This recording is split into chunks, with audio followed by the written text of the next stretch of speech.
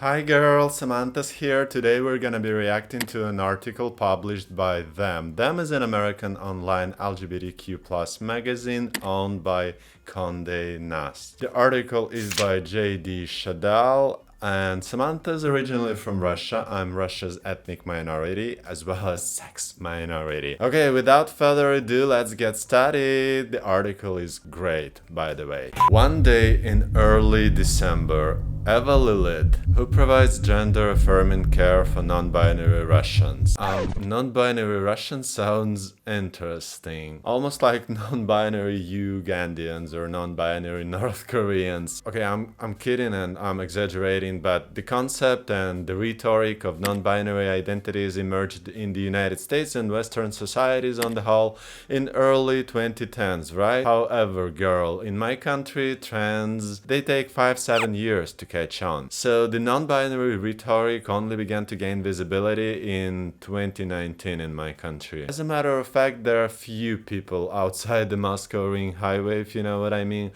who know what non-binary is. I mean, nowadays, gays and lesbians as well as trans persons, yes, they are under threat due to the recent law, and many people express the view that it's actually safer to start identifying as non-binary, so non-binary is kind of a loophole, but anyways, this is all bull. The government is fascist. Who cares what your identity is? So this person, the endocrinologist who provides gender-affirming care for non-binary Russians, as the article says. Like, what do you mean gender-affirming care for non-binary Russians? If they're non-binary, they relax, you know what I mean? They are unlikely to need some help in terms of gender, they're non-binary. Because, in Russia, the rhetoric has not gone so far. When non-binary people are saying they're actually trans too. I know that in the United States, there are many weird, to my mind, influencers, TikTokers, who actually coined the expression non-binary transition, which is quite interesting. But here, maybe what you really meant is that the endocrinologist provides gender-affirming care for trans people in Russia. Like, that would sound more like the truth. Anyways, I'm not trying to be funny because the topic is actually sad. This endocrinologist logged into the social media platforms and other online spaces where they routinely connect with Russia's increasingly marginalized LGBTQ community. And there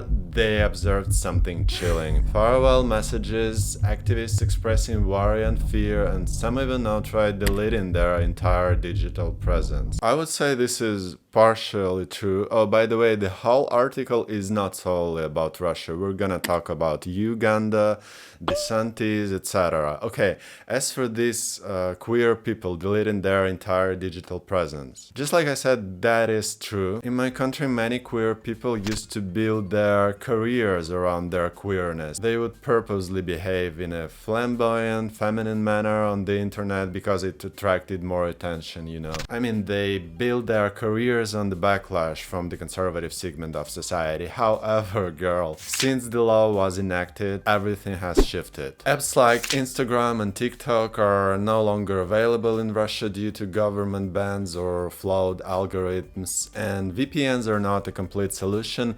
As a result, many influencers or aspiring influencers have shifted to VK, which was founded a couple of decades ago by Pavel Durov, a genius entrepreneur who also founded Telegram. And I'm sure you know that he had to flee the country in 2014 when the government took control of VK. The government basically stole the social network from him. So VK is now fully controlled by the government, and queer content is banned there, with creators being jailed the next day if they post something about queerness. Queer people are forced to conform, and there's an aspiring influencer on VK who is obviously gay or queer, and he's making his content, and for the conservative for all the conservatives watching some stuff on VK, he is not gay, he is not queer, he's just beautiful, he's just unconventional. And there's also a guy who's making content with him, and obviously this is his boyfriend. And for everybody else, I mean for the viewers, for Russia's conservatives, this is just his brother.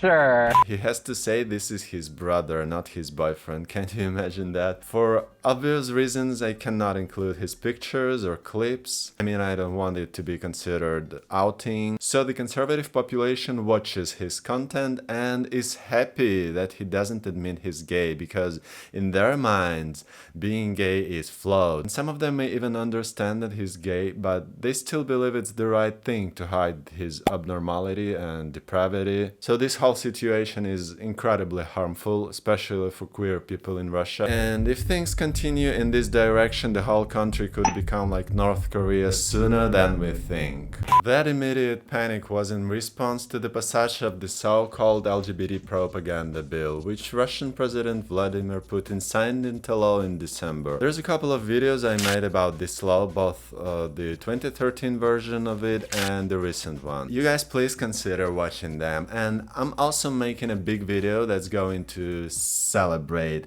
6 months since the law was enacted, where I'm going to tell you what kind of nonsensical criminal and administrative cases were initiated in the past 6 months based on the law. In a nutshell, just like the article says, the law is driving anti-LGBTQ plus censorship and sentiment to alarming new levels. Russia's new law is aimed to stop what the government deemed propaganda directed at youth. However, the new law goes significantly further, applying to the entire Russian population. In essence, it has become a blanket legal prohibition on nearly all expressions of LGBTQ+ life, whether in public, online, in ads, in the media, or otherwise. Breaking it incurs heavy fines and even deportation for foreign citizens, and there have already been precedents.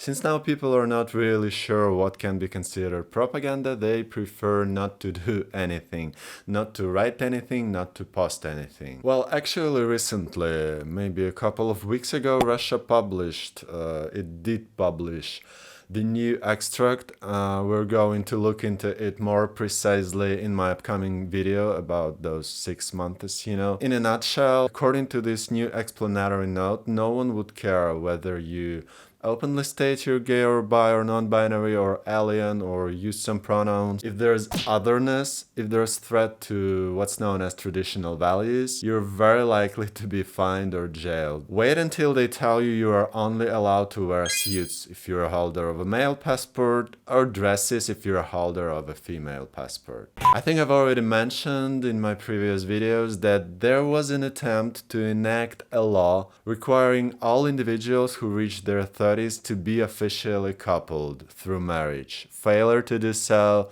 would result in fines. The government is fighting against otherness, not just against gay people. And this is probably the government's main goal. This is what they are aiming at. Increasingly, that's the goal of neo-Schmashists, politicians in Europe and America as well. From Turkey's president to Florida's governor Ron DeSantis, an international cohort of far-right leaders are driving a global wave of anti-LGBTQ+ censorship. And here's probably the most important part of the article. In many ways, they're all working off a similar template, pursuing hateful legislation and censorship that seems to follow the playbook Putin has been pioneering in Russia for a decade. Trans and queer people are enemies of traditional values, and it all provokes outrage among core supporters. Well, this is basically the goal of my presence here on YouTube. I'm here to prove that traditions and conservatism are actually the highway to hell. I do realize that many people from the United States are unlikely to watch my videos because who the fuck cares what's going on in Russia or in Ukraine? Like, it's bad that people are suffering and dying, but I'm in Manhattan. How is it I'm supposed to care? Do you really think that the anti-drag rhetoric and stuff, the anti-trans legislation and even the abortion stuff, do you genuinely believe it has nothing to do with Putin? I know you're ready to call me conspiracy theorist, but there's such thing as spheres of influence, right? And trolls factories are also real, and people are hired and paid to create conservative content on the internet and promote it. They leave comments on behalf of traditionalists to make it seem like there are many supporters of such values. And I'm making videos about YouTube influencers, Blair White, Misha Petrov, not because it's fun, but because I have reason to believe they are actually, hired by someone among the high-ranking officials and not necessarily those in the United States. More than 1 year into Russia's war in Ukraine, key political figures and Kremlin allies have been turning up the dial even more on such hateful rhetoric, linking the passage of the new law to the Ukraine invasion and framing it as a part of the broader war with the West over traditional Russian values. Special military operation, aka war, takes place not only on the battlefield but also in the minds and souls of people. Interestingly, here's the part from the article that proves my theory that everything's linked. And the similar rise in censorship in other parts of the world can make it appear as if more countries are heading down a similar track. And you know what, guys? I'm so excited about the queer community in the United States. I think you are all guys gorge. You're amazing. You have come so far in terms of fighting for your rights, and no matter who wins the next election, I don't think the rainbow community will allow the government or anyone else to oppress them. Y'all guys just don't stop. Conservatives are 99% paid or sponsored or backed by those far-right ideologies from other countries, including Russia. And nowadays they're trying to tell the American society there's epidemic of weak men. It's like, non-binary people are erasing men from the surface of the planet. Do you really think that these queer people from the United States, like drag queens, for instance, do you really think they are weak? We're celebrating our community and showing those people that we're not going to be cowed, we're not going to be intimidated, we're not going to go back into the closet. We're going to continue to fight for what we know is right. They are not afraid of you. They are ready to fight for their rights. And I'm here to support you because everything that takes place, in the United States, it has impact on the rest of the world. As seen in the past few months, Putin has only managed to cement his spheres of influence in Uganda. Can you imagine how weak he actually is? I'm not dismissing queer people in Uganda, but it's clear that Uganda is not a superpower as a state, and it's not the ally to dream of in terms of power. Here words proving what I'm saying. The rising tide of censorship laws and hateful rhetoric in other countries suggests that far-right leaders across Europe and America are cribbing many of the anti-LGBTQ+ tactics Putin has employed for years to activate his base. It's all connected. In particular with trans issues, the global far-right has figured out that's a really useful wedge issue, and they're pushing it. Oh my god, you guys just took the words out of my mouth. I'm always saying it's all linked to each other. It seems absurd. Even what's called the epidemic of woke and neo-pronouns and non-binary, this is all connected to Putin. Yeah, can you imagine that? Far-righters use buzzwords. They take words and then they use them as buzzwords, like the grooming rhetoric. You got it. They see the flaws in the liberal agenda and they use it as their weapon against us. This is why it's important not to rumble. If you're saying, for instance, biological sex does not exist, this is allusion to Jeffrey Marsh, think twice before posting this stuff. No one's playing games these days. And here we go again. The article says, political extremism in American society has shown a tendency in the past 2 decades to take roots in other countries. Exactly, guys. True. 100% true. 200% true. I would even say it all takes roots in one country, Russia. This is, by the way, among other reasons why it's important to help Ukraine. If the United States stop helping Ukraine, there will be something awful. There will be something disastrous. Even people in New Zealand won't hide from it. And one of the most interesting parts of the article, it says, it's all in line with the basic schmashist template history shows.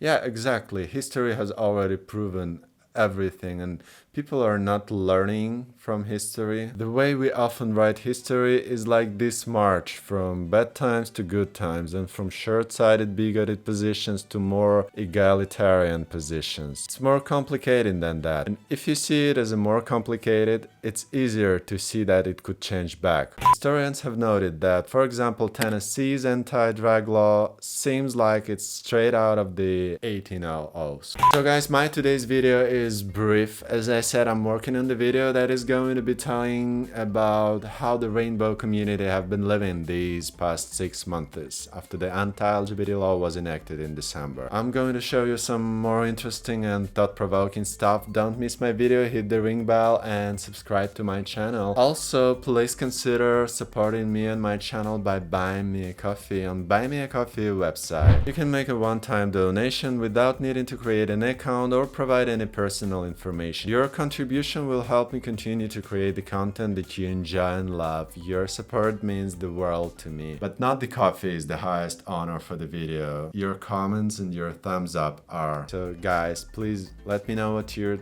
think on the topic. And yeah, don't forget to hit the thumbs up and the subscribe button. I hope you really enjoyed the video. Thanks for watching. Cheers.